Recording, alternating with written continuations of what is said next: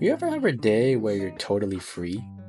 Your backlog's calling, you got all this time, and you know you should finally chip away at those story games. But instead, you decide to open up Valorant or League, or possibly even R6 if you're not a Riot fanboy like me. Isn't it funny how even when no one's online, let's say they went on vacation, you still decide to open up that comp game, a type of game where teamwork is vital? And if you're like me, you don't even question it anymore. So why do we keep doing this? Let's talk about it. So what makes us keep coming back to these games? I mean, for some, it could be the Gooner content. Well, that may be a good reason. For me, I think it starts with the feeling of achievement. There's something about chasing ranks that just hit different. That shiny badge, that season end charm, that one rank you've been grinding for. Competitive games are quick and action-packed. They offer immediate progress compared to traditional story-driven games which can span hours. Think back to when you were trying to achieve something in a story game. It probably took you a few hours to see any real progress. Something like clearing an island or fortress that took many hours to finally take back a certain samurai game. But your backlog, it'll wait for you.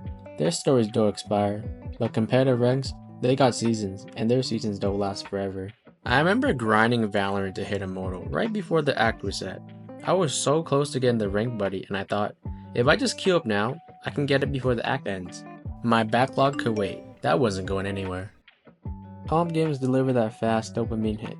You win, you rank up. Story games, you're looking at a 20+ hour investment just to feel real progress. That urge to play something with an expiration date, something that's only available for a limited time, is hard to resist. A backlog, that'll wait forever. But that shiny rank, it's here now, and soon, it won't be. Now that we went over reason 1, let's talk about reason 2. Comfort. Not the warm blanket kind, but the kind that makes you click play without even thinking. Competitive games are simple. You boot them up and you know what you're getting. The same maps, the same guns, the same basic goals. It's just easy to sink into them without even thinking. Story games? They're not that simple. Every story game has its own world with new mechanics, different controls, and a whole new vibe to get used to. With comp games, I played so much that my hands just know what to do. I can completely go autopilot. But for story games, I got to learn. I got to pay attention.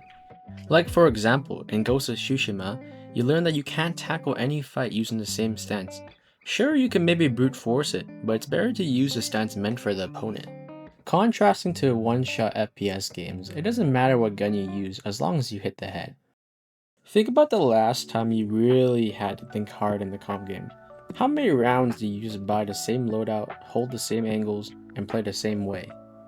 The only thing that really changes is your aim and your game sense. Story games, on the other hand, can spike at random moments or be really slow in some. The flow is way less predictable. Let's also talk about how people go wild during Steam sales. They see that low price and think, why not? When you look at Kingdom Come Deliverance, it was on sale for $4. That's cheaper than food! You don't risk that much comfort forking over something small. The prices are more digestible compared to AAA pricing. And just like that, another one gets sent to the backlog. Cause let's be honest, we're not touching those games. That's because it's just easier to boot up what's comfortable. Now, we move on to the part where some of you might really relate to. The revenge grind. Sometimes, when you play with your friends, there are times when you don't win any games. Maybe your team just had an off day. Maybe your hands were cold. Perhaps you were lagging. Or maybe deep down, you feel like your teammates dragged you down. You feel like you lost something, and you want it back. You slam the Q button, praying the matchmaking goes faster, your heart is racing, and you can taste that rank you were just a few hours ago. That drive to get back what you lost can be addicting. It's not always about the climb. Sometimes it's just about revenge. Proving to yourself, or maybe even to your squad, that you can do it. That you deserve that rank. Sure, sometimes the enemy's just better. I won't deny that.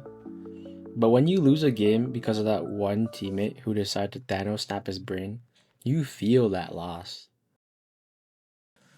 And suddenly, it's not about fun anymore, it's personal. It's not always about your teammates though. Sometimes you just had a bad day and you want a game to blow off some steam.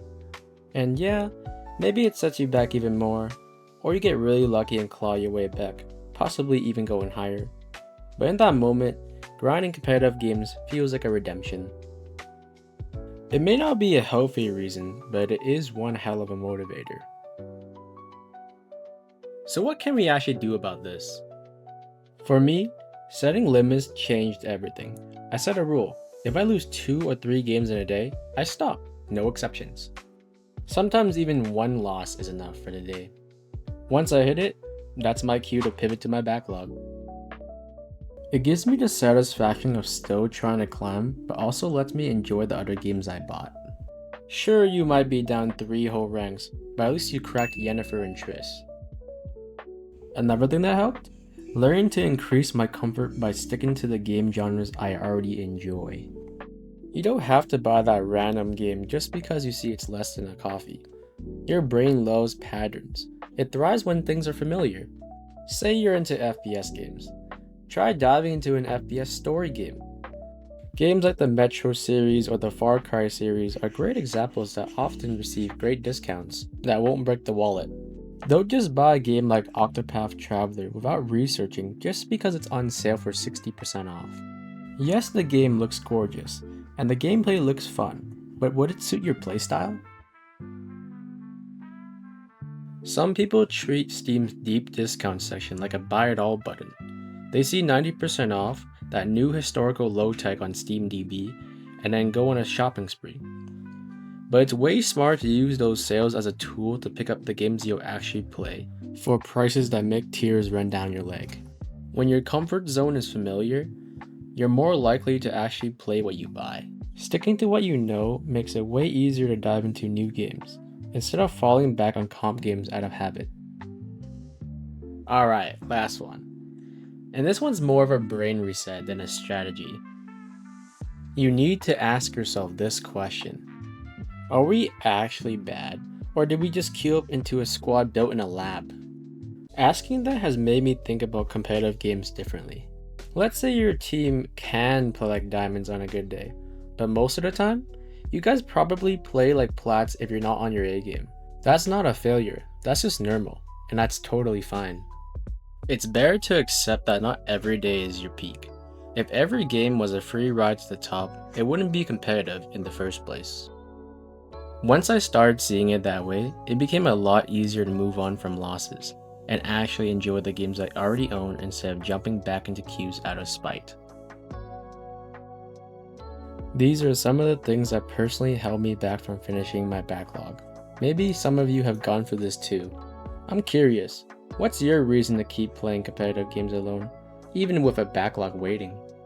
Anyways, that's my take. Thanks for listening.